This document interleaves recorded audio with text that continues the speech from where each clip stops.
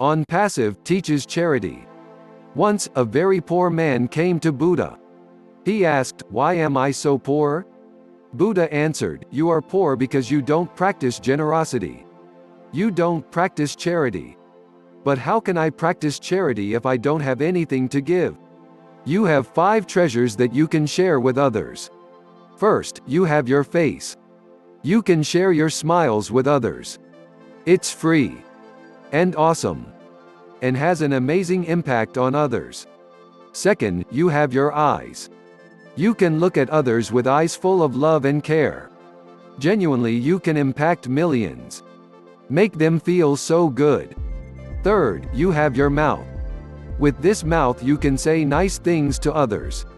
Talk good. Make them feel valued. Spread joy and positivity. Then, you have a heart. With your loving heart you can wish happiness to others. Make others feel a bundle of emotions. Touch their lives. Last treasure that you possess is your body. With this body you can do many good things to others. Help the people who need. Help is not money.